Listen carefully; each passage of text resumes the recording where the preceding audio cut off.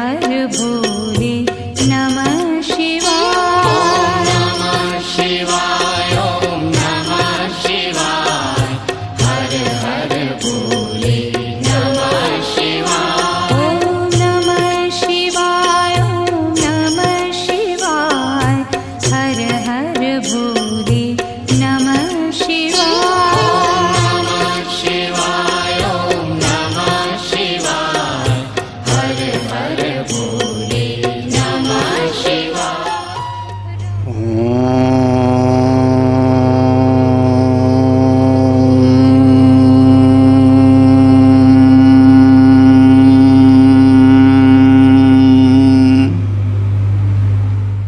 श्रुति स्मृति पुराणानाम् आलयं करुणालयं नमामि भगवत्पादं शङ्करं लोकशङ्करम्। ॐ सहना भवतु सहनो भुनक्तु सह वीर्यं करवावहै तेजस्विनावधीतमस्तु मा विद्विषावहै। ॐ शान्ति शान्ति शान्तिः। ऊर्ध्वमूलो अवाक्शाखा येषोऽश्वत्थः सनातनः तदेवं शुक्रतद्ब्रह्म तदेवामृतमुच्यते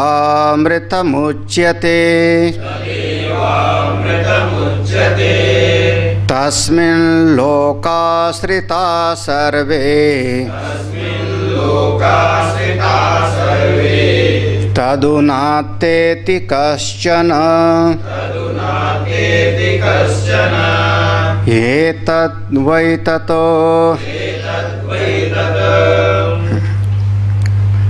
परम श्रद्धेय स्वामी जी को वंदन। सभी संतजन आत्मस्वरूप भक्तजन, यजुर्वेद की काठक शाखा का उपनिषद कठोपनिषद, जिसका द्वितीय अध्याय का तीसरी वल्ली एक रूपक से प्रारंभ किया।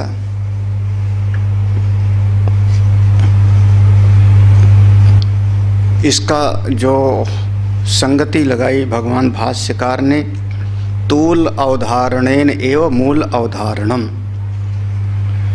तूल वैसे धागा को बोलते हैं, जिसको ताना बाना हम बोलते हैं, कपास कह लो, कार्य कह लो, सीधा सीधा जो कार्य जगत है वह हमारा तूल है।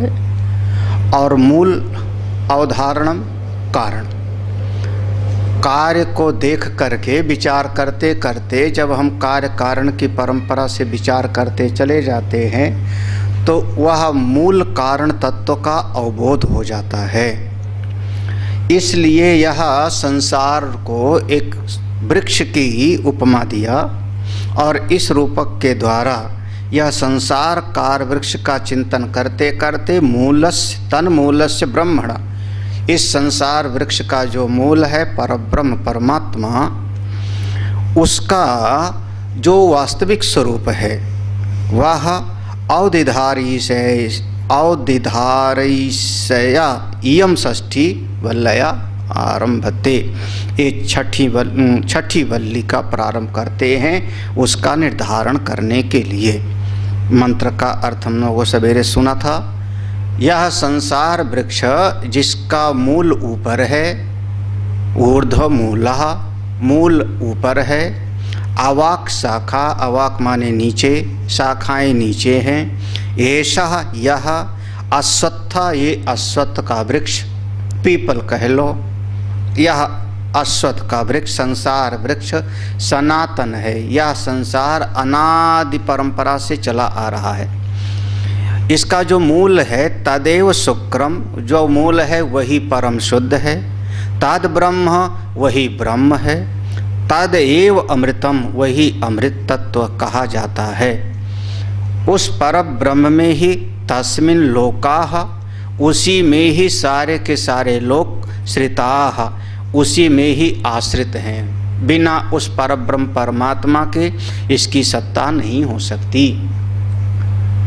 सर्वे लोकाश्रिता सर्वे, सभी लोग।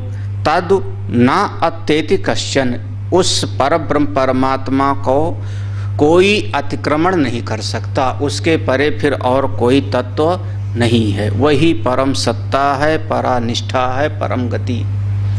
जिस तत्व को पूछा था नचकेता, ये वही तत्व है। हमने सवेरे देख लिया था, पढ़ लिया था। भाष्य में प्रवेश करते हैं।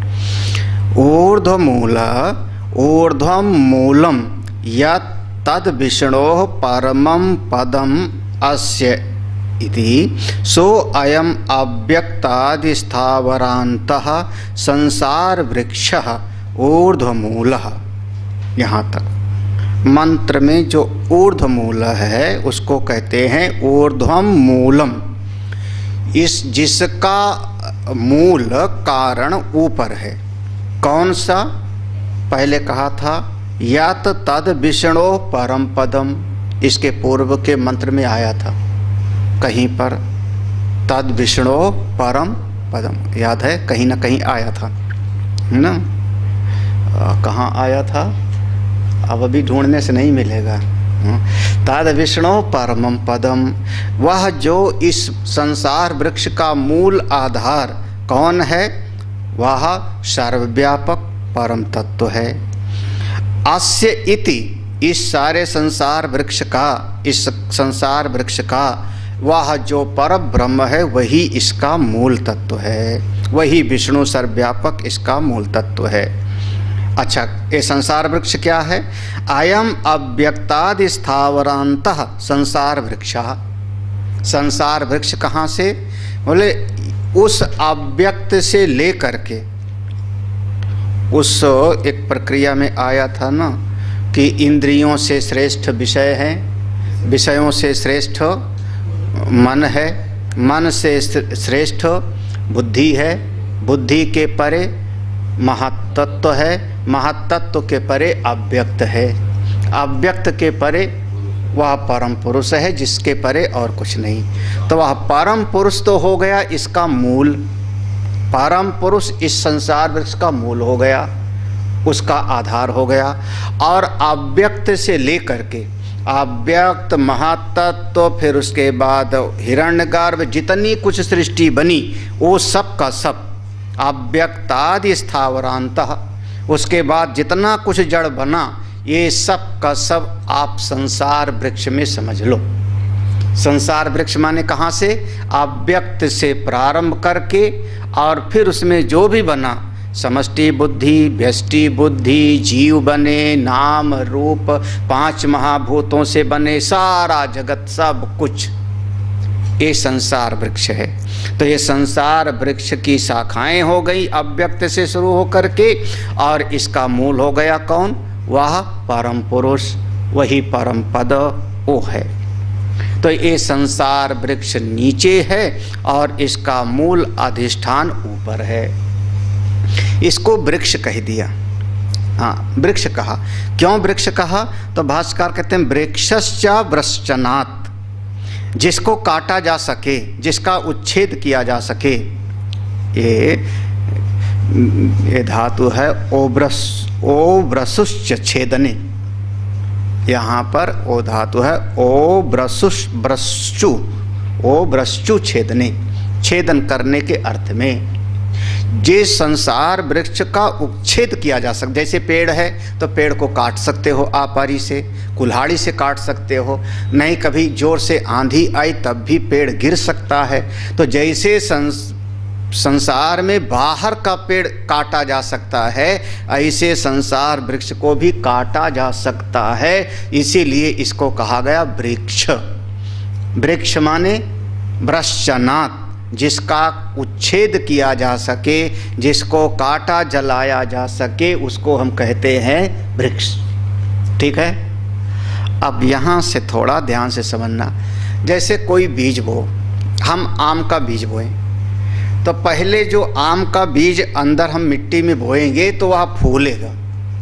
फूल करके उसकी दो धाराएं अलग अलग होंगी, दो चीज़ें होता है ना आम वगैरह का, देखा है कि नहीं पता नहीं। हाँ, हम लोग तो जब बरसात में ढेर सारे आम का इतना निकल आता था तो उसको निकाल लेते थे और उसके अंदर का जो है घिस करके एक तरफ से वो बजाते थे, पिपीरी किया होगा पक्का।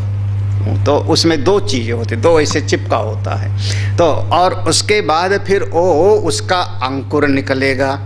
जब अंकुर ऊपर निकला तो फिर उसमें से कुछ पत्तियां निकलेंगी।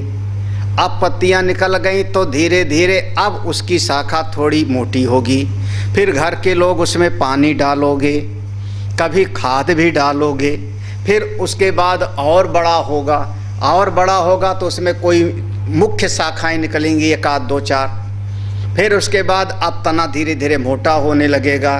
फिर वो मुख्य शाखाओं में से पतली पतली शाखाएं बहुत सारी निकलेंगी।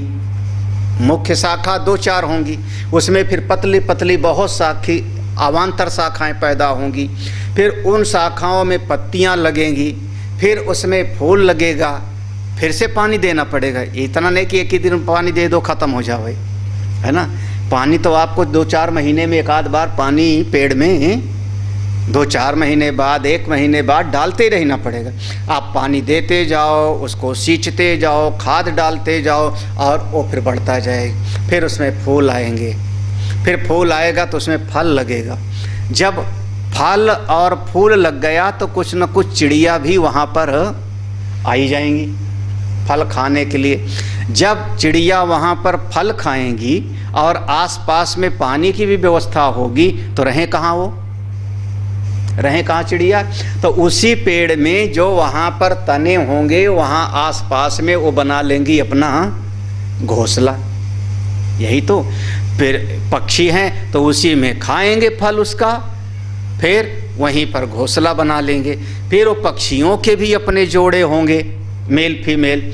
फिर वो पक्षियों के अपने अंडे होंगे तो फिर उसमें बहुत सारे बच्चे हो जाएंगे।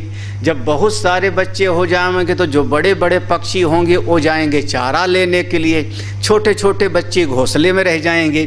जब घोंसले में रह जाएंगे तो फिर जैसे शाम को चारा लेके आना होगा बड़े बड़े पक्षियों को तो छोटे छोटे खूब चूं चूं करेंगे। ऐसे होता है नहीं, पेड़ नहीं देखा होगा तो ना देखो, फिर देखना कभी जा करके। एक घोंसला होता था गौरैयों का, जिस पेड़ पे गौरैया घोंसला लगावे ये लटकता रहता था इतना बड़ा बड़ा। हाँ बिल्कुल, उसके अंदर पानी नहीं जा सकता था, वाटर प्रूफ था वो उनका घोंसला। और ऐसे एक एक तागा से ऐसे बिनती रहती थी, बना डालती थी। तो बया, गौरैया बया। अच्छा, तो इस प्रकार से सारा का सारा जो है अब ये पूरी शाखाएं चल पड़ती हैं। अब उसमें कभी कोई ऐसा महान पुरुष होता है, आरी लेके आता है। पेड़ देखा बड़ा सा, इस पेड़ से बढ़िया कोई दरवाज़ा वगैरह बन सकता है, पल्ले वगैरह। उसने पेड़ को दिया काट। जब पेड़ काट दिया तो जितने पक्षी वगैरह घोंसले थे वो सारा का सारा, तना, उसकी शाखाएं, उसकी पत्तियां, उसका जो है फल फूल, उसमें घोंसले सब धाराशायी हो जाता है। जैसे वहाँ पेड़ है ऐसे ये संसार वृक्ष है। अव्यक्त से लेकर के इस छोटी छोटी जड़ वस्तु तक। अब यहाँ से शुरू करना। अब हम लोग केवल भाव देखने की कोशिश करना। भगवान भाष्यकार यहाँ पर थोड़ा सा एक, जब ये प्रसंग आया तब भगवान भाष्यकार इसमें जो है थोड़ा भाव में आए। मुंडक उपनिषद में भी है, जहाँ पर आएगा द्वा सुपर्णा सयुजा सखाया, वहाँ पर भी ऐसे आएगा। गीता जी में भी थोड़ा सा है।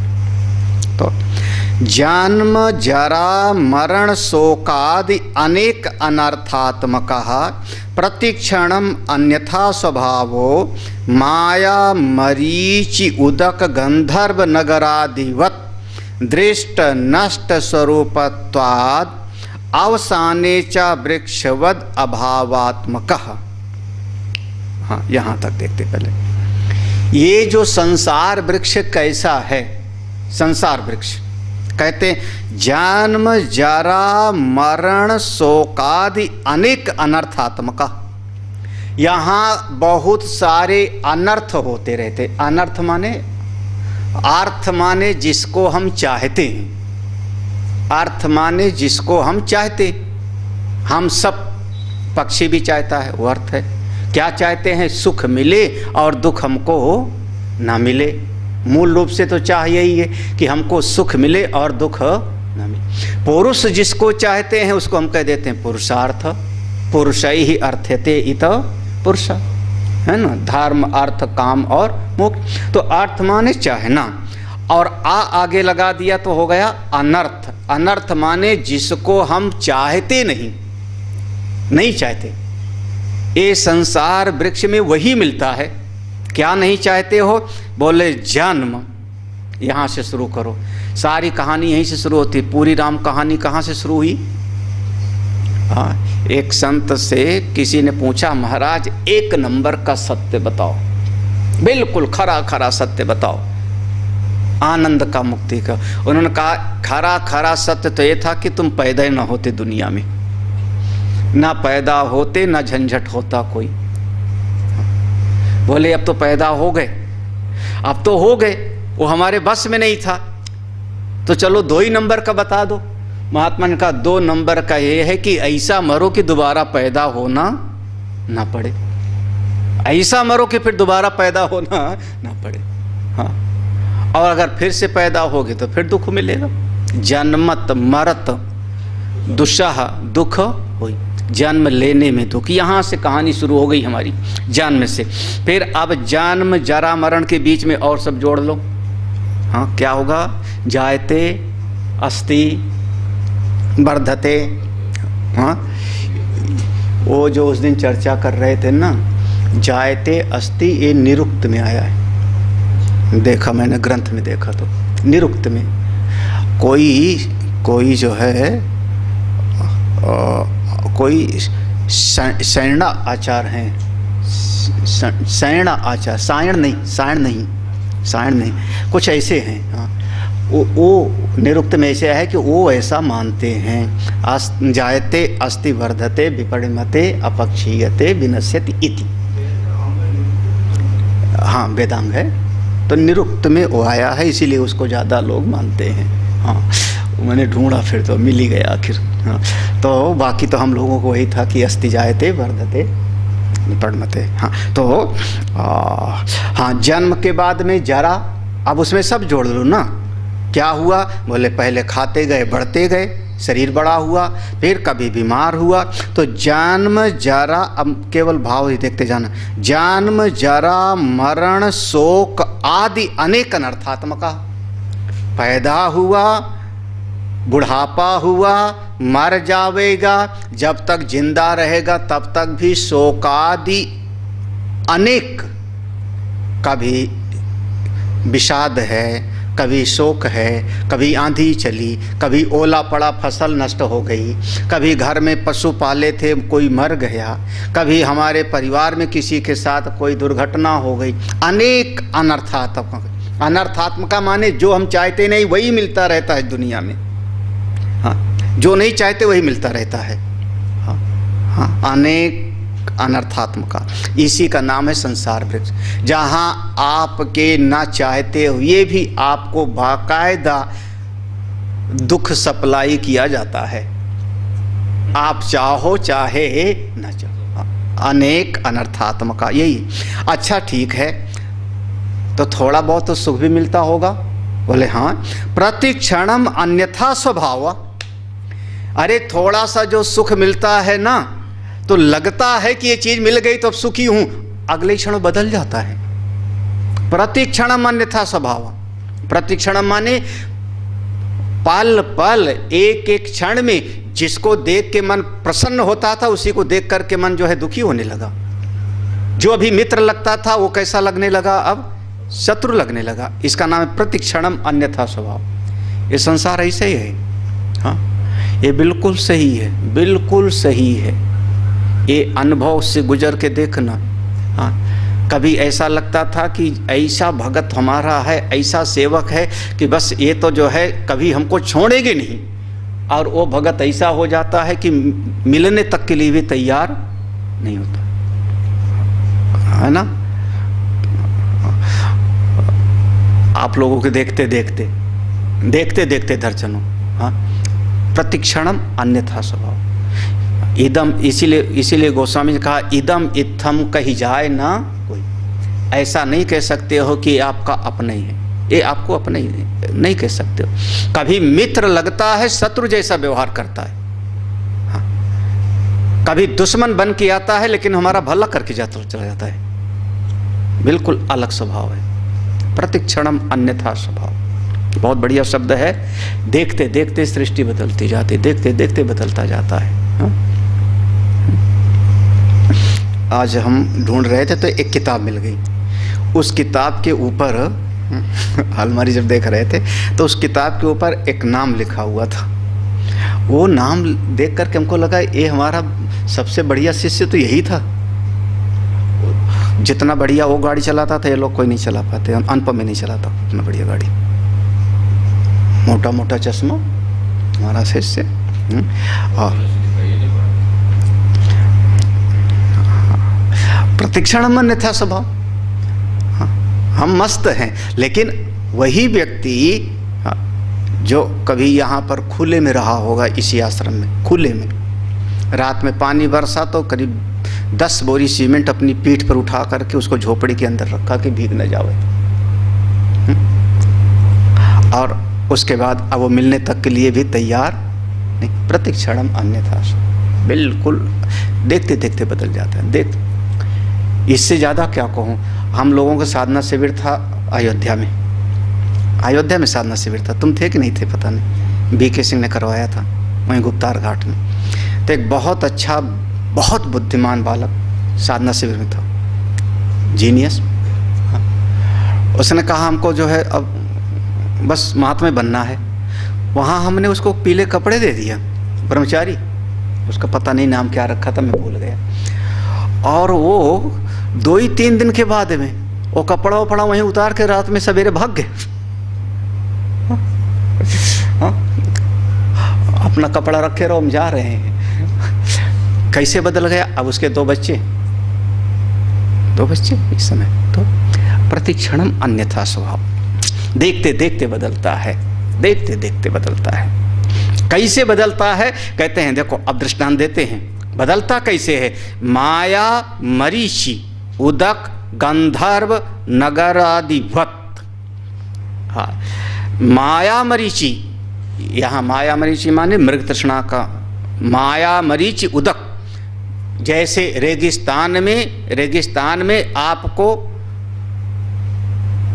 जल दिखाई पड़े, तो वहाँ जैसे जैसे सूर्य ऊपर उठेगा, जैसे जैसे सूर्य की किरणें होंगी, वैसे वैसे वो जल आपको पास दिखाई पड़ेगा, फिर दूर चला जाता दिखाई पड़ेगा। हाँ, एक ही जगह नहीं दिखेगा। जैसे जैसे सूर्य, जैसे उसकी तपस बढ़ी, थोड़ा और आगे चला जाएगा, थोड़ा और आगे चला जाएगा। सब का सब मृग तृष्णा के जल के जैसे। या गंधर्व नगरिवत, गंधर्व नगर को कभी देखो समझना चाहो तो, हम लोग हमारे घर में सीलन हो जाए, दीवार पर सीलन हो जाए, तो सीलन में धब्बे धब्बे बन जाते हैं, है ना। किनारे किनारे दीवार में धब्बे धब्बे बन जाते हैं। तो उसमें आप चाहो तो हाथी देख लो, उसमें चाहो तो घोड़ा देख लो, उसमें चाहो तो देवी देवता देख लो, सब कुछ आप देख सकते हो ना, जो आपके मन में हो। जाकी रही भावना जैसे, वो सीलन में वैसे वैसे बन जाएगा। और उसी में आप चाक से ऐसे ऐसे खिंचा दो, ये देखो चेहरा दिख गया, ये आंखें दिख गई, ये देवता प्रकट हो गए, चलाओ चढ़ाओ पूजा। लेकिन ऐसी गंधर्व नगर आकाश में बादलों का एक टुकड़ा आया, पीछे बादलों का टुकड़ा आया, छोटे छोटे बादलों का टुकड़ा आया। वो बादलों के टुकड़े में हमको सेना दिखाई पड़ सकती है, हमको शंकर जी दिखाई पड़ जाते हैं। हाँ, कुछ भी चाहो, जो चाहो, हाथी की सूंड दिखाई पड़ गई, हाँ, जो चाहो सो दिखाई पड़ सकता है। हाँ, तो वो गंधर्व नगर। और वो कैसा है गंधर्व नगर। आप थोड़ी देर खड़े रहो, एक हवा का झोंका आएगा और आपका हाथी की सूंड गायब, वो सिंहासन वहाँ का गायब, सब देखते देखते बदल जाता है। ऐसे ये संसार वृक्ष ऐसे है, मृग मरीचिका के जल के जैसे, गंधर्व नगर के जैसे, सब देखते देखते परिवर्तित हो जाता है। कैसा? कहते हैं दृष्ट नष्ट स्वरूपत्वाद। दृष्ट नष्ट माने देखते देखते, नज़रों के सामने रहते रहते, दृष्ट नष्ट, मेरी नज़रों के सामने रहते रहते नष्ट हो गया। और अवसाने चा वृक्षवत अभावत्मका, या गंधर्व नगर संसार वृक्ष कैसा है, जैसे इसका समापन होता है तो जैसे वृक्ष को काट दिया गायब ही हो गया, पता ही नहीं लगता, उसी प्रकार से इस संसार वृक्ष का भी अभाव हो सकता है। जैसे मृग तृष्णा का जल सूर्यास्त हो गया, अभाव हो गया। गंधर्व नगर वहाँ घना अंधेरा हो गया, आपको न बादल दिखाई पड़ रहा है न गंधर्व नगर दिखाई पड़ रहा है। वृक्ष काट दिया, गायब हो गए। हाँ। कहाँ गया हमारा सबसे पहला पेड़ जो लगाया था? यहाँ पे सबसे पहला पेड़ लगाया था हमने पीपल का, गमले से उठा के लाए थे, तुम घर का गमला था, इनके घर में गमले में पीपल लगा था।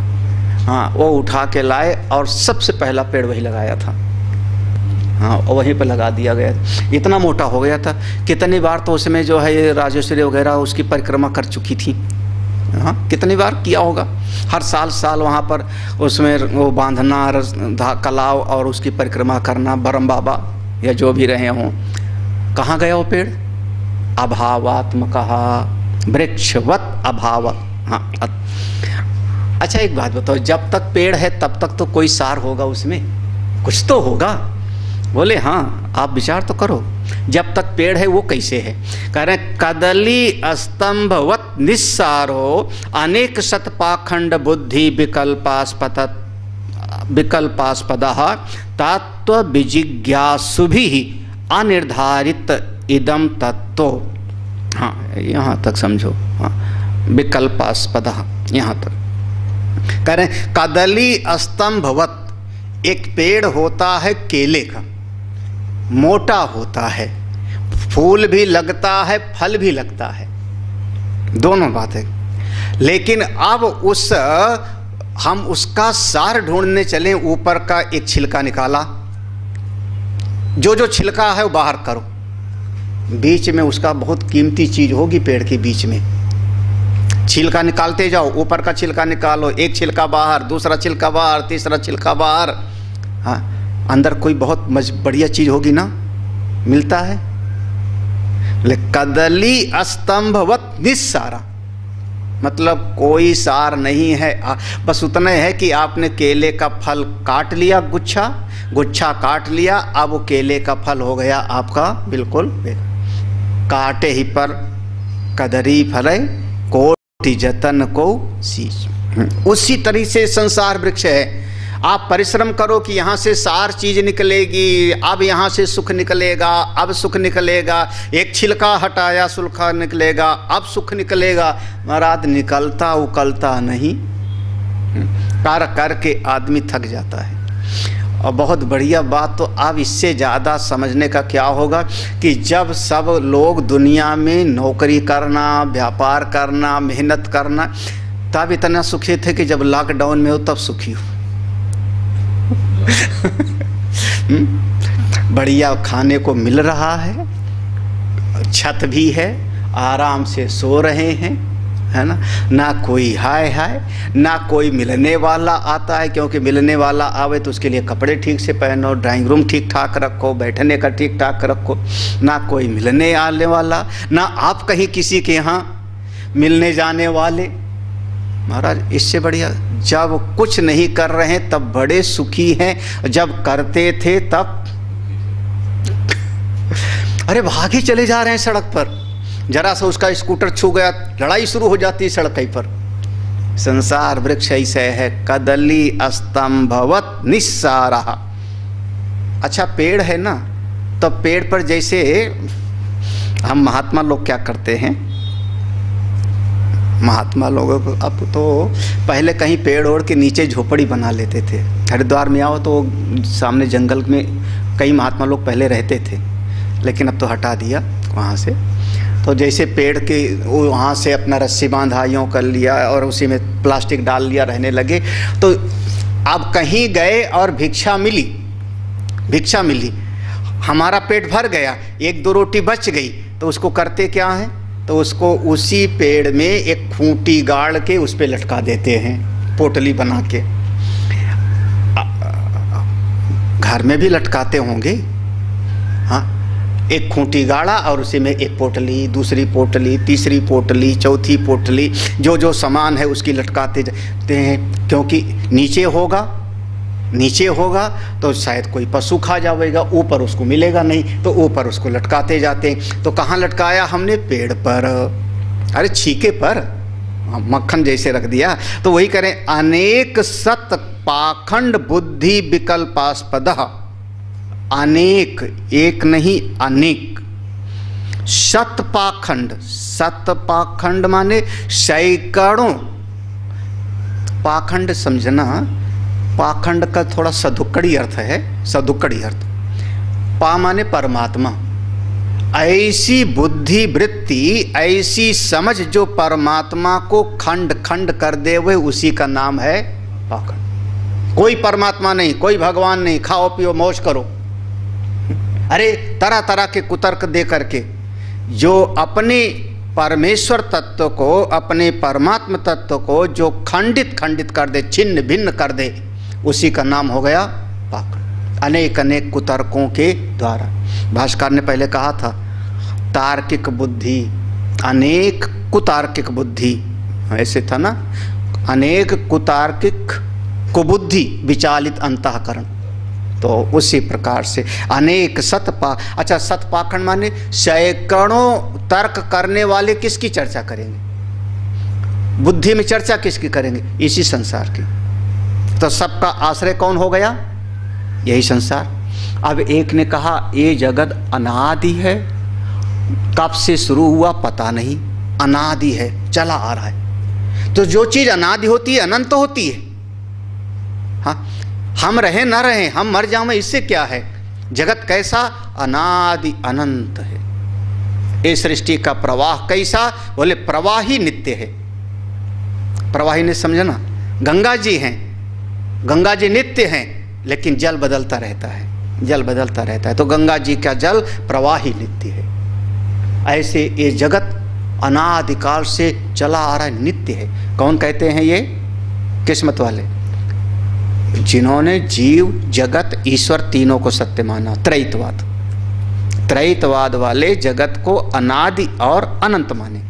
आप लोग जगत को क्या कहोगे? अनादि और शांत, यही कहोगे ना। तो ये अब देखो, उन्होंने ऐसा कह दिया, हमारे और जो है दर्शन वाले हो गए, तो इस जगत को अनादि और अनंत मान लिया।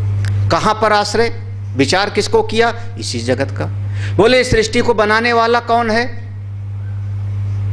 ये सृष्टि को बनाने वाला तो वो प्रधान होगा, प्रकृति है। प्रकृत्ययु च कर्माणि, प्रधान ने बनाया, प्रकृति ने बनाया। दूसरे ने कहा नहीं नहीं, भगवान ने बनाया, परमेश्वर ने बनाया। बोले बहुत बढ़िया। तीसरे ने कहा नहीं नहीं, अविद्या ने बनाया, अविद्या ने बनाया, भगवान ने बनाया।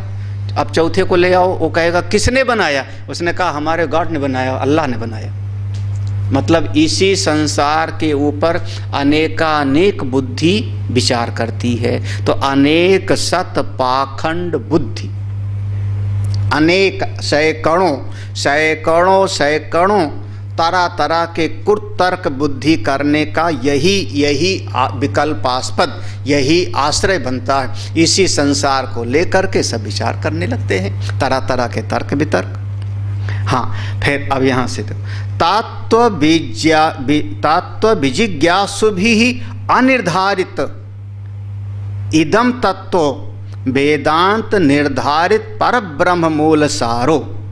हाँ, करें तत्व विजिज्ञासु भी, जो तत्व के जानना चाहते हैं, ब्रह्म विद्या को पाना चाहते हैं, तत्व ज्ञान के जिज्ञासु हैं, वो अनिर्धारित इदम तत्व, इस जगत को कहते हैं ठीक ठीक इसके बारे में कहा नहीं जा सकता। समझना, जैसे किसी ने कहा ये जगत है, बोले हाँ है, अनादि अनंत प्रवाह है। किसी ने कहा ये जगत कैसा है, बोले भगवान की सृष्टि है, भगवान की सृष्टि है, भगवान ने बनाया, यही ना, भगवान पर आश्रित है। यही भी जग हरि आश्रित रही। फिर किसी से पूछा वो कैसे, तरह तरह के मत हैं, तरह तरह के मत हैं। अब क्या नाम ले लूँ,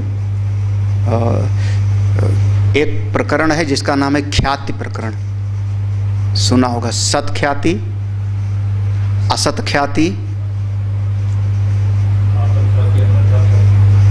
आत्म ख्याति, अन्यथा ख्याति, एक और, हाँ वो अपनी है, हमारी क्या है, हमारी कौन सी है, हाँ सत ख्याति नहीं है, असत ख्याति भी नहीं है।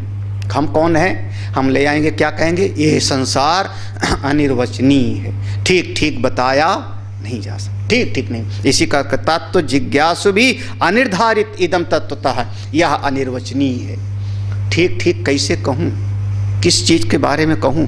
हाँ, वेदांत निर्धारित परब्रह्म मूल सारो, जो वेदांत श्रुति उपनिषद के जो ज्ञान है उसके द्वारा क्या निर्धारण किया गया कि संसार वृक्ष का मूल वही परब्रह्म है, वही संसार वृक्ष का मूल परब्रह्म है और वही असल में सार है। इसका सार कौन, वही परब्रह्म परमात्मा। तो जब वही यहाँ तक एक विषय हो गया, अब यहाँ तक हो गया, यहाँ तक इस जगत के बारे में इस संसार वृक्ष का वर्णन हुआ, इसकी परिभाषा किया एक तरीके से। अब इसके बाद ये संसार वृक्ष कैसे पैदा होता है, अब उत्पत्ति, पहले तो हमने कहा बीज ये कैसा है, तो संसार वृक्ष का ये वर्णन हो गया, ये संसार वृक्ष की परिभाषा हो गई। यहाँ तक कहाँ से, जन्म जरा मरण शोकादि अनेक अनर्थात्मका प्रतिक्षणम अन्यथा स्वभाव माया मरीचि उदक गंधर्व नगरादिवत दृष्ट नष्ट स्वरूपत्वाद अवसाने च वृक्षवद अभावात्मका कदली स्तंभवत निस्सारो अनेक सत्पाखंड बुद्धि विकल्पास्पद तत्व विजिज्ञासु भी अनिर्धारित इदम तत्व वेदांत निर्धारित परब्रह्म मूल सारः। सब संसार वृक्ष का मूल कौन, वही परब्रह्म। ठीक है यहाँ तक। अब यहाँ से कैसे इस मूल से यह तूल कैसे बना, इस कारण से कार्य कैसे बना। अब देखो यहाँ से शुरू करते। अविद्या काम कर्म अव्यक्त बीज प्रभव अपर ब्रह्म विज्ञान क्रिया शक्ति द्वयात्मक हिरण्य गर्भ अंकुर सर्व प्राणी लिंग भेद स्कंध तत् तृष्णा जल सेकोद्भूत दर्पो बुद्धि इंद्रिय विषय प्रवाल अंकुर। चलो यहाँ तक देखते हैं। हाँ, अविद्या काम कर्म, यही जो है ना, अविद्या काम कर्म से युक्त जो अव्यक्त है, जिसमें सारा का सारा संसार का बीज था, वही ये है। हाँ, कौन कौन, अव्यक्त। अव्यक्त माने क्या, जो बीज था, पहले भी आया था अव्यक्त का, जो बीज है वहाँ था बीज प्रसवा ऐसे कुछ था। हाँ, या भूत प्रसवा ऐसे क्या आया था, जिससे सृष्टि उत्पन्न हो रही है। तो वह बीज है, उसमें क्या क्या है, अविद्या कामना और कर्म, वह बीज है, बीज प्रभव। और फिर उसी से अब सबसे पहले बीज से उत्पन्न होगा। जैसे बीज फूला, हमने वहाँ से शुरुआत करना, बीज बोओगे तो पहले बीज फूल जाएगा, फिर उसमें से अंकुरित होगा। तो पहले वो बीज अब फूला, तो कैसे फूला, उससे जो है अपर ब्रह्म विज्ञान। अब वो सो पर ब्रह्म की बजाय अब कौन बन गया, अपर ब्रह्म। याद है ना, माया शक्ति उपहित हो गया, शुद्ध ब्रह्म की बजाय अब हो गया कौन, अपर ब्रह्म, है ना, अपर ब्रह्म। अच्छा, जब अपर ब्रह्म हो गया, फूल गया, तो जैसे हमने कहा था दो दल हो जाता है ना, बीज में से दो दल अलग हो गया, तो दो दल हो गया। कौन कौन सा, क्रिया शक्ति द्वयात्मक, एक ज्ञान की शक्ति और एक क्रिया की शक्ति। हाँ, विज्ञान क्रिया शक्ति द्वयात्मक, एक ज्ञान की शक्ति और एक क्रिया की शक्ति। हम लोग कभी कभी प्रेम की शक्ति भी बता देते हैं। तो दो शक्ति प्रधान रूप से, ये दो दल हो गया। और यही समझ लेना, जैसे दो दल हुआ यही समझना बीज में से अंकुर हो गया, नाम पड़ा अब इसका क्या, हिरण्यगर्भ। हाँ, ये अंकुर है। हाँ, ये अंकुर हो गया। हाँ बिल्कुल, क्या लिखा है, द्वयात्मक। हाँ, तो विज्ञान क्रिया शक्ति द्वयात्मक, उसमें दो शक्ति हो गई, ज्ञान की शक्ति और क्रिया की शक्ति, वो दो दल हो गया और वही अंकुर हो गया। अब यहाँ से तो बीज हो गया अव्यक्त, जिसमें है क्या, अविद्या, कामना और कर्म और पूरे संस्कार उसमें समाया हुआ है, वह अव्यक्त बीज हो गया। और इसमें से हिरण्यगर्भ हो गया अंकुर, जिसमें दो शक्ति है, ज्ञान की और क्रिया। अब अपर ब्रह्म हो जाएगा, अपर ब्रह्म से हिरण्यगर्भ हो गया। अब आगे देखो, जब अंकुर पैदा हुआ तो अंकुर के बाद फिर उसका तना भी तो बनेगा, मोटा वाला पेड़। तना, तो तना क्या होता है, कहते सार्व प्राणी लिंग भेद स्कंधा। सार्व प्राणी, इस जगत में जितने प्राणी हैं, जितने प्राणी हैं, वो प्राणी कैसे, उनका लिंग भेद स्कंधा, उनका जो सूक्ष्म शरीर है, सारे जगत के जितने जीव हैं उन जीवों का सूक्ष्म शरीर, लिंग माने सूक्ष्म, लक्षण, वह सूक्ष्म शरीर ही समझना कि इसका क्या हो गया, वो तना है। हाँ, तना हो गया, वो स्कंध है। अब जैसे पेड़ को देखो तो उसमें तमाम रेशे रेशे जुड़े होते हैं ना, काटो तो उसमें ऐसे ऐसे धारियाँ दिखती हैं ना, ऐसे समझो कि संसार वृक्ष के अंतर्गत तमाम जीवों का सब सूक्ष्म शरीर है। 84 लाख योनि है सूक्ष्म शरीर। जैसे एक ही योनि में करोड़ों जीव हो सकते हैं, एक ही योनि। जैसे हम कहें भैंस, तो भैंस में करोड़ों सूक्ष्म शरीर हो गए। जैसे मनुष्य हैं तो मनुष्य में इस समय हम लोग कह रहे हैं 700 करोड़ हो गए, तो 700 करोड़ मनुष्यों के सूक्ष्म शरीर तो हुए। तो वो सब का सब कहाँ पर है, उसी तने में। तो उस बात को कह रहे हैं सार्व प्राणी लिंग भेद स्कंधा, सारे प्राणियों का सूक्ष्म शरीर जिसमें समाया हुआ है, सबका मूल वही समझना कि वो इसका तना है, स्कंध है। अब समझना, अब भाई जब पेड़ बन गया तो आपको पानी भी तो डालना पड़ेगा, तभी तो आगे बढ़ेगा वो। क्या पानी है इसका, करें तात तृष्णा जल सेकोत भूत दर्पो। अब इसमें जो है आप रोज रोज पानी डालो पेड़ में। कौन सा पानी डालते हो, अच्छा अपने आप ही समझ गए फिर।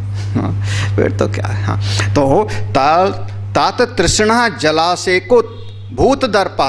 अब उसमें जब पानी डालते हो, अच्छा एक दिन वह पेड़ को पानी ना दो, पत्तियां ऐसे लटकी होंगी, पानी डाल दो तो उसके बाद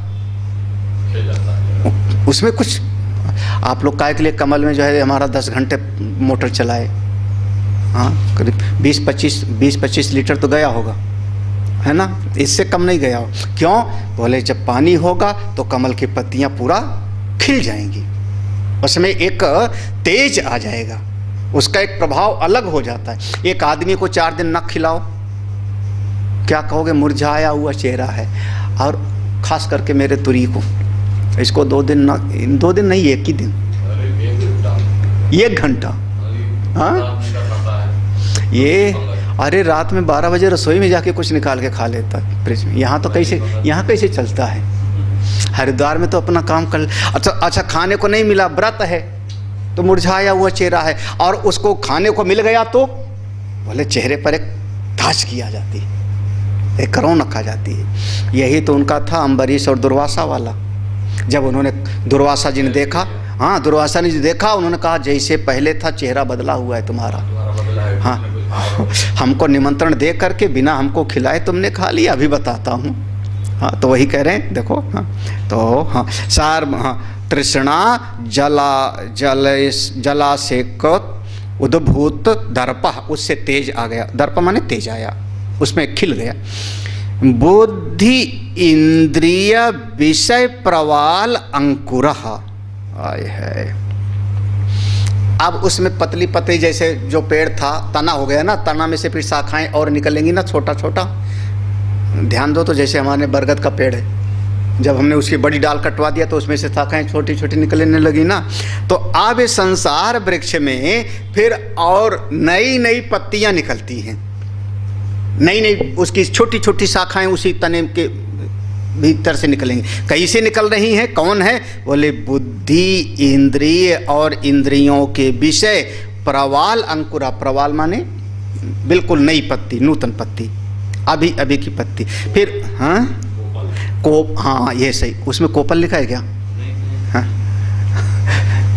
उसमें जो लिखा हो, लेकिन उसका प्रवाल माने एकदम नरम नरम पत्ती अभी अभी निकली है ऐसे। तो कौन सा निकलने लगा? बुद्धि इंद्रिय और उसके साथ में इंद्रियों के विषय, बस ये उसके और शाखाएं निकल आई। जब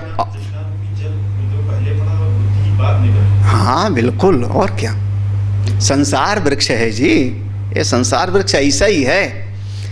अभी हमने कहा ये अनिर्वचनीय है, इदम इत्थम, ये निर्धारित नहीं किया गया, और तुम उसको निर्धारित करने के लिए शुरू बुद्धि चलाई। इसकी जड़ ऊपर है ना, वहाँ से उल्टा ही है। तो चलो अब समझते जाओ।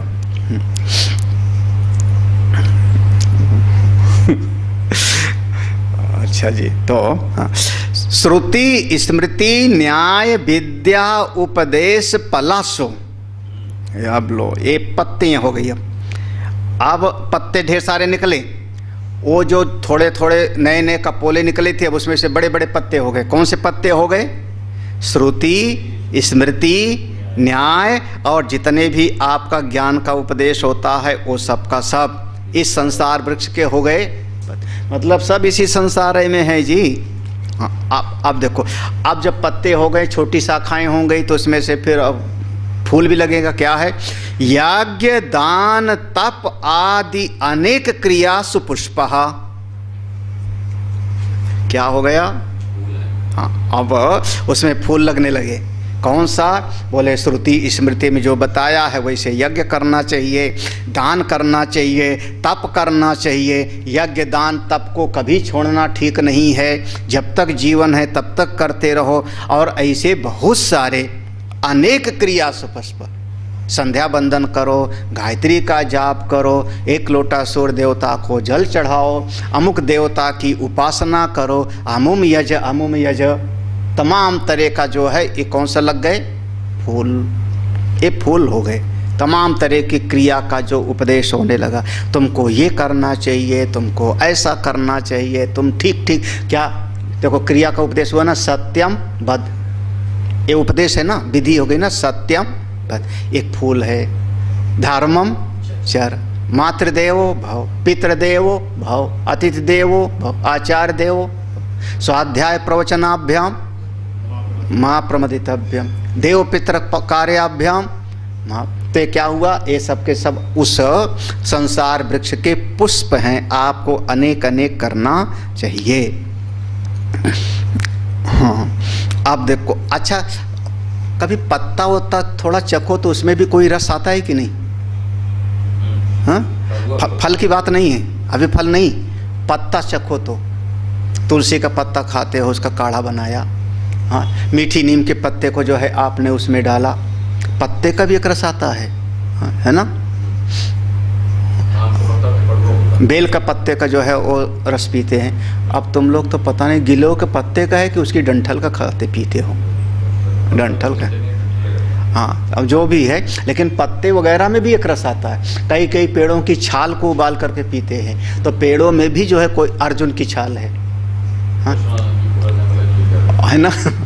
तो ऐसे ऐसे तो वो सब का सब होता है। तो उसी बात को करें, देखो रस क्या है इस पेड़ में? करें सुख दुख वेदना अनेक रसः, सुख दुख वेदना अनेक रसः। इस वृक्ष में या संसार वृक्ष में सुख दुख, अब इसके साथ जोड़ लो हर्ष विषाद, ये सब का सब जो इसमें संवेदनाएं हो रही हैं आपके भीतर।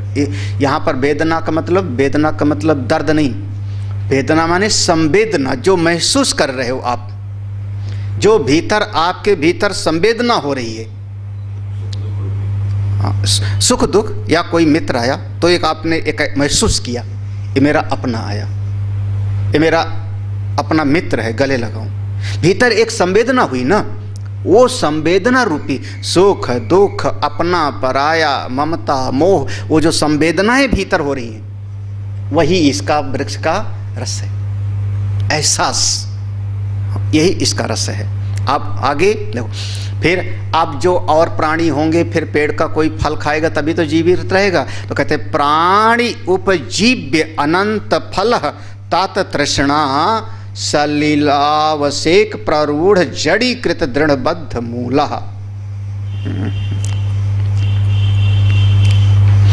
अच्छा, प्राणी, हाँ, प्राणी उपजीव्य, प्राणी उपजीव्य माने जो प्राणधारी जीव हैं उनको जो जीवन चलावे, उनके जीवन को जीवनी शक्ति प्रदान करे, इसको कहते हैं उपजीव्य उपजीवक भाव। उपजीव्य उपजीवक भाव, जैसे आप कहते हो भोक्ता भोग्य भाव, तो वस्तु है भोग्य और हम उसको करते हैं, भोग करते हैं तो भोक्ता है। वैसे उपजीव्य और उपजीवक, नहीं समझ आ रहा है? किसी एक वस्तु के द्वारा किसी का जीवन चलता है, नहीं समझा? किसी एक चीज के द्वारा दूसरे का जीवन चल रहा है, व्यापार में भी चल रहा है, गृहस्थी में चल रहा है। तो जिसके द्वारा जीवन चल रहा है, जिसके द्वारा जीवन चल रहा है, वो क्या हो गया? उपजीव्य, उपजीव्य उपजीवक भाव। तो प्राणी उपजीव्य, यह जो प्राणों की, जो प्राणधारी हैं, जीवित, उनकी आजीविका, उनका जीवन इसी से चलेगा। जीवो जीव से जीवन, जीवन। तो अनंत फल, इसके बहुत सारे फल हैं। ये संसार वृक्ष का एक ही फल नहीं है।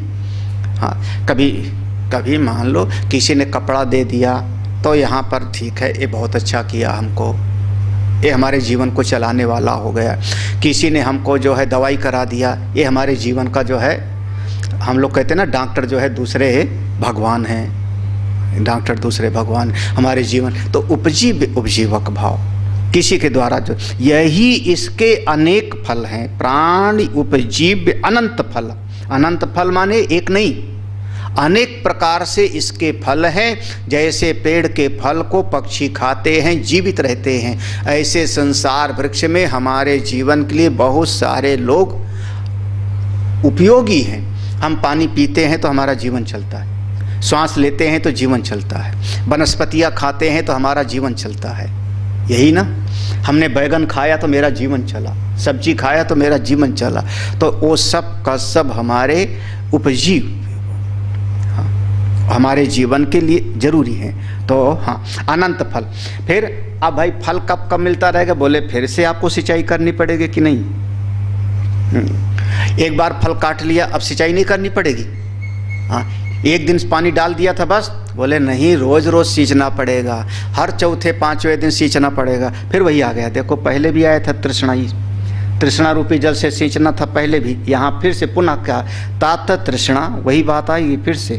तात तृष्णा सलिलावसेक प्ररूढ़, फिर से आप उसी तृष्णा रूपी जल से जब आप उसको सींचोगे बार बार, तब प्रारूढ़ जड़ीकृत दृढ़बद्ध मूला, प्रारूढ़ जड़ीकृत, तृष्णा रूपी जल से जब आप अवसेचन करोगे तो उससे उसकी जड़ें मजबूत होंगी। जब जड़ें खूब मजबूत होंगी, कैसे? फिर ये सात्विक है, ये राजसिक है, ये तामसिक है। तामसिक तृष्णा हुई तो तामसिक है, राजसिक तृष्णा हुई तो राजसिक है। सात्विक भाव हुआ तो इच्छा हुई, हम साधना करें, भजन करें, तब भी तो उससे जड़ीकृत दृढ़बद्ध मूला, तो उससे यह समझना ये संसार वृक्ष और मजबूत हो जाता है।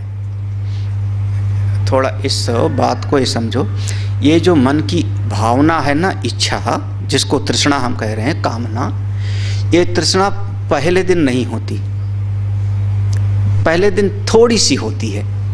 फिर वो गीता का सूत्र लगाना, ध्यायतो विषयान पुंसः, याद है ना, संगः तेषु उपजाय। पहले एक चीज का ध्यान हुआ कि एक चीज है, यह चीज बड़ी काम की है, मन में इतना सा आया। अब उसके बाद फिर उसका निरंतर ध्यान होने लगता है। हाँ, ध्यान, ये चीज़ चाहिए, ये चीज़ चाहिए, इसके बगैर तो जीवन अधूरा है, इसके बगैर तो कुछ अच्छा नहीं लग रहा है, हमारे पूरे मोहल्ले में सबके घर में, मेरे पास क्यों नहीं है। हाँ, फिर उससे जब संग हो गया तब अब देखना धीरे धीरे पक्का होते गए ना, वो दृढ़ हो गया। अब इसको खरीद के ही मानूंगा, खरीद के ही मानूंगा।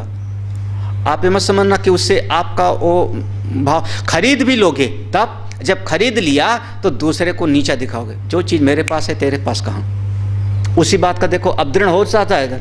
हाँ, जो चीज़ मेरे पास है मोहल्ले में किसी के पास नहीं। अब क्या हुआ, उस चीज़ की वासना और पक्की हो गई ना, और किसी दिन नष्ट हो जावे, हाय हाय मेरी इतनी बढ़िया चीज़ नष्ट, ये धीरे धीरे और दृढ़ हो जाता है। और वो गीता का सूत्र यहाँ लगा लो, संगस्ते सुपजायते संगात् संजायते कामः कामात् क्रोधो क्रोधात् भवति सम्मोह। हाँ, तो वहाँ पर तो पूरा वो जड़ जमा लिया ना उस चीज़ ने, जड़।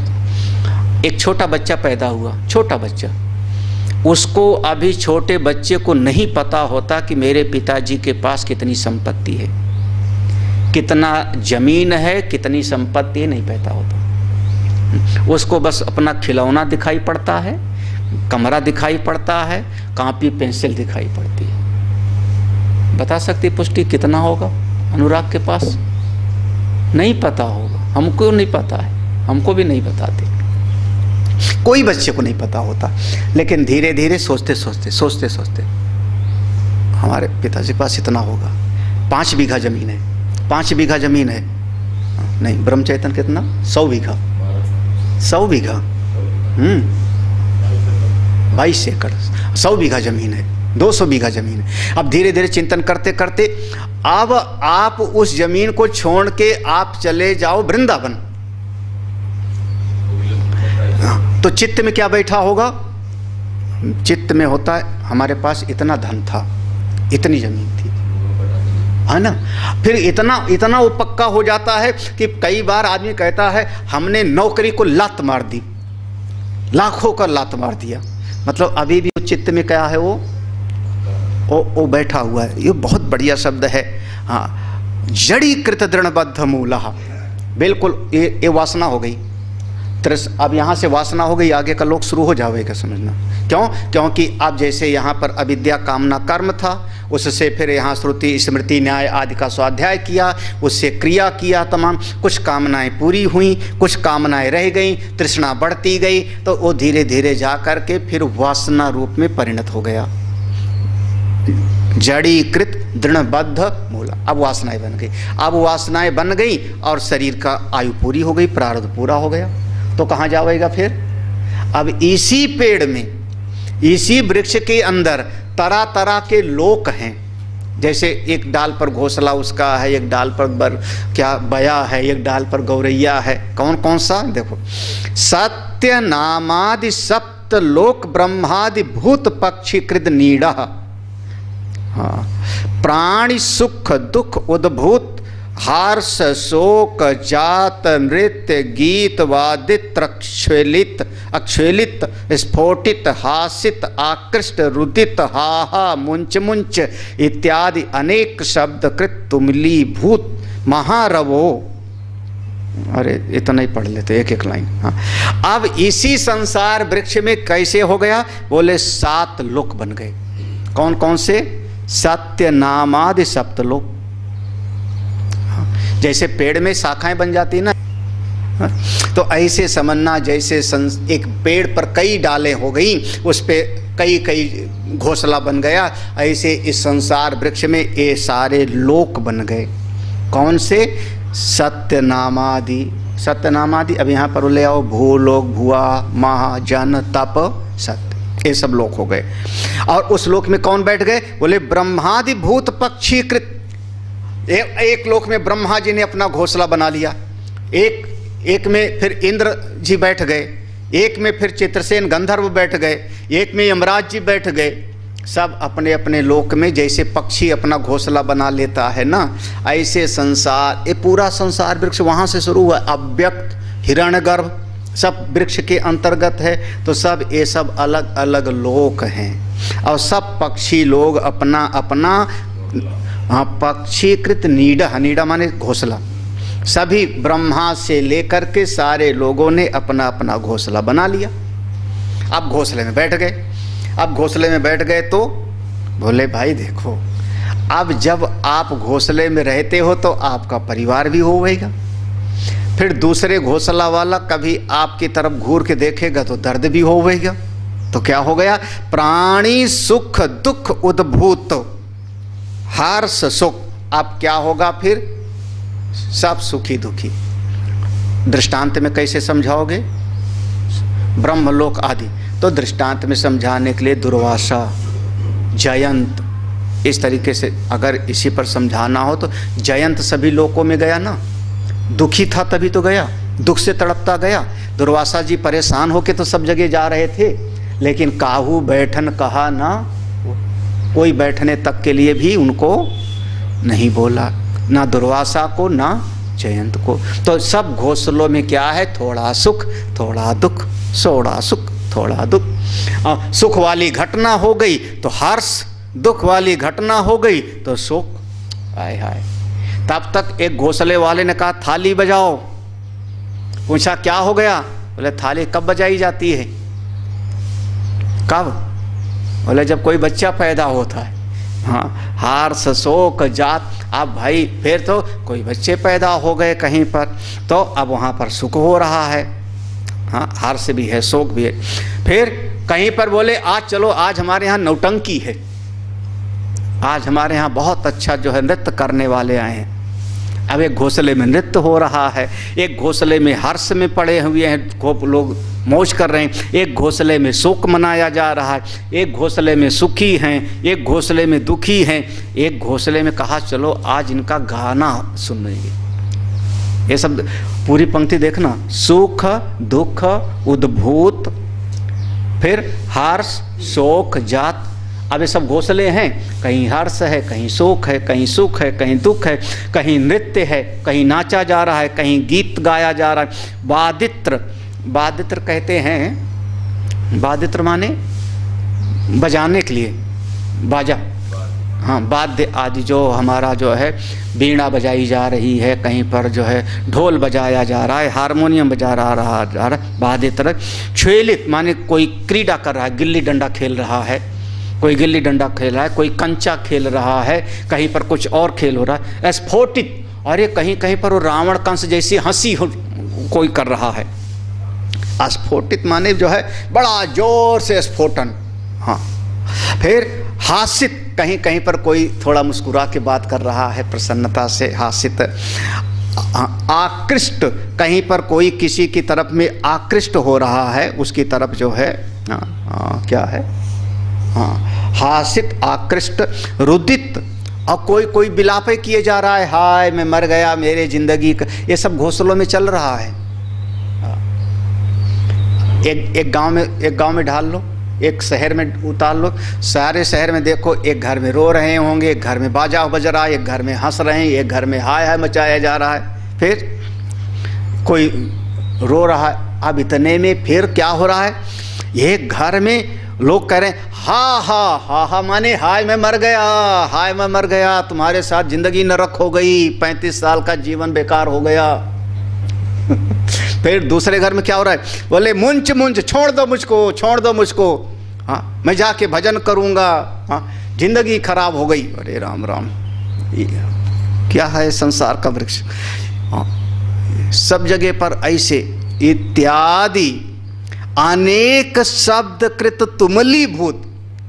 अच्छा, अब घोंसले इतने हैं, कहीं गाना, कहीं बजाना, कहीं हा हा मर रहा हूँ, कहीं मुंच मुंच, छोड़ो छोड़ो मुझको मेरा, तुमली भूत। इतना अच्छा, शाम को जब किसी पेड़ पर, शाम के समय पर, संध्या के समय पर पेड़ के नीचे बैठ जाओ जिस पर ढेर सारे घोंसले हों, फिर जितना उनका चिल्लाहट होती देखो, यहाँ तक कि एक डाल पे जो पक्षी बैठ जाता है उसको दूसरा आके उड़ा देता है, मारता है उसको। हाँ, हमारी डाल पे क्यों बैठ गए? हाँ, सब ऐसे चलता रहे। तुमली भूत महारवा, बड़ा बड़ा हल्ला हो रहा है। अब इतने में कोई ऐसा था, इन्हीं महाकलरों के बीच में, कोलाहल के बीच में, उसने कहा इससे किनारे हट जाओ। कैसे किनारे हट? वेदांत विहित ब्रह्म आत्मदर्शन असंग शस्त्रकृत उच्छेद एस संसार वृक्ष अश्वत्थ। हाँ, वेदांत भी कोई ऐसा उसी में से निकला। उसने कहा नहीं, मैं तो जाके ज्ञान प्राप्त करूं।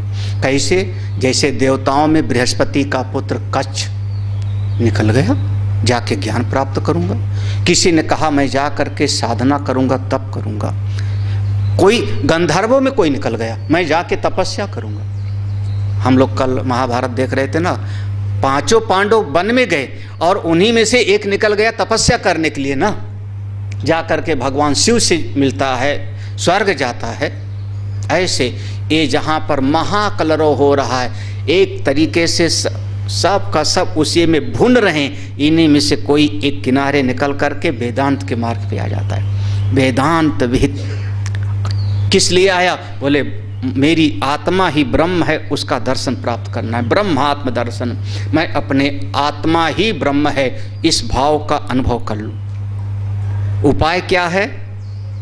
15वें अध्याय का गीता जी का, असंग शस्त्रेण, याद है ना, असंग शस्त्र कृत उच्छेद।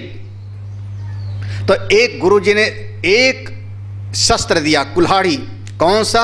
असंग शस्त्रेण दृढ़ेन छित्त्वा, असंगता रूपी। संसार में कहीं आसक्त मत हो। हाँ, जहाँ आसक्ति बनाई, ये मेरा बेटा, ये मेरी बेटी, ये मेरा भाई, ये मेरा मित्र, ये मेरे अपने, ये मेरा, हाय हाय मरोगे। किसी से आसक्ति नहीं। असंग कृत उच्छेद एस संसार वृक्ष, इसी असंगता रूपी शस्त्र से ये संसार वृक्ष को काटा जा सकता है। असंग शस्त्र कृत उच्छेद, असंग शस्त्र के द्वारा ही संसार वृक्ष का उच्छेदन किया जाता है। एस संसार वृक्ष, ये संसार वृक्ष को काटना है तो एक शस्त्र असंगता, उसी को। अब यहाँ पर फिर वृक्षो अश्वत्थ, यह संसार वृक्ष कैसा है? अश्वत्थ है। अश्वत्थवत् काम कर्म वाते इति नित्य प्रचलित स्वभाव। यह जो अश्वत्थ का वृक्ष है कैसा है? बोले ये अश्वत्थ का वृक्ष है। अश्वत्थ माने यहाँ पर कहा पीपल का वृक्ष। हम लोग कहते हैं ना, पीपल का जो डंठल होता है, वो डंठल थोड़ी उतना ताकत नहीं, वो डंठल की बजाय पत्ती ज़्यादा वजनी होती है। जैसे कोई और होता है उसका डंठल मजबूत होता है, पीपल का डंठल मजबूत तो है लेकिन उसमें इतना लंबा होता है और पत्ती में वजन ज़्यादा होती है। तो जरा सा भी हवा ना भी चलता हो तो पत्ती से फिर वो हिलता रहता है। पीपर पात सरिस मन ढोलक। ज़्यादातर जो है वो इसीलिए कहते हैं पीपल पे भूत रहता है, क्योंकि रात में अगर कोई पीपल के नीचे सो जावे और जरा सा हल्का सा हवा चले तो पत्तियां खड़खड़ खड़खड़ करेंगे तो डर जावेगा। तो लोगों ने कहा पीपल पे भूत रहते, ब्रह्म बाबा रहते, पीपल के नीचे सोना नहीं। सोना किसके नीचे? किसी और पेड़ के नीचे। तो वैसे कैसे है ये अश्वत्थ का जैसे पीपल का पत्ता हिलता रहता है वैसे इसका पत्ता कैसे हिलता है? बोले काम कर्म वाते है, वही अविद्या मूल में है। कामना और कर्म रूपी हवा से ये नित्य प्रचलित स्वभाव प्रतिक्षण यह हिलता ही रहता है। अच्छा, अब यहाँ तक ये संसार वृक्ष का वर्णन हुआ। जरा सा अभी और समझो, इसकी शाखाएं नीचे भी तो गई हैं ना। तो क्या कहते हैं? स्वर्ग नरक तिर्यक प्रेतादि भी शाखा भी अवाक शाखा। नीचे कौन गई हैं इसकी? चारों तरफ फैली कौन से है? बोले जैसे स्वर्ग की तरफ गई है तो नरक की तरफ भी गई है। हाँ। 3 तरह के प्राणी बने ना, ऊर्ध्व स्रोत, आधा स्रोत और तिर्यक, है ना। आर्वाक स्रोत माने नीचे के आधा स्रोत, आर्वाक स्रोत जो नीचे से भोजन लेते हैं और ऊपर से त्याग करते हैं, उत्सर्जन करते हैं, हाँ, है ना। फिर हम मनुष्य लोग ऊपर से भोजन लेते हैं और नीचे से त्याग करते हैं, ऊर्ध्व स्रोत। और जो सामने से भोजन करते हैं और पीछे से निकालते हैं, तिर्यक, हाँ, ये सब। फिर प्रेतादि भी, इसमें प्रेतादि भी बहुत सारे हो गए महाराज, जिनके खाने की इच्छा बहुत है, मुँह ही नहीं है जरा सा, बताओ कैसे खाऊं।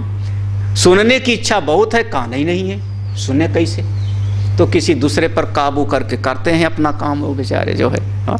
तो प्रेतादि ये सब कौन सी हैं? नीचे की शाखाएं हैं। ऊर्ध्व मूलो अवाक शाखा, अवाक शाखा माने तिर्यक, नरक, प्रेत, ये सब नीचे की शाखाएं। ऊपर की तरफ स्वर्ग आदि, ये चारों तरफ इसकी शाखाएं पेड़ की फैली हुई हैं।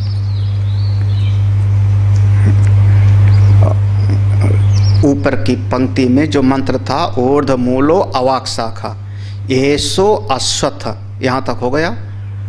एसो अश्वत्थ सनातन, सनातन शब्द का और देखते, सनातन अनादित्वात् चिरम प्रवृत्तः। सनातन है माने अनादि है, बहुत समय से ये संसार वृक्ष बस चलता चला आ रहा है। इसमें जन्मते गए मरते गए, जन्मते गए मरते गए, और ये संसार वृक्ष ज्यों का त्यों चलता चला आ रहा है। ये ऐसा है ये संसार रूपी वृक्ष। यहाँ पर संसार वृक्ष का मूल ऊपर है, फिर इसका जो अव्यक्त है वही बीज है, जो अंकुर है वृक्ष का वही हिरण्य गर्भ है, 2 शक्ति वाला, ज्ञान और क्रिया शक्ति वाला। फिर इसमें जो है हमने इसमें पानी वगैरह डाला तो इसमें तमाम तरह का जो है सूक्ष्म शरीर बन गए, वही इसका तना है। फिर जब तना बन गया तो इसमें तमाम तरह का जो है इंद्रिय और विषय आदि बन गए, यही इसके पत्ते हो गए।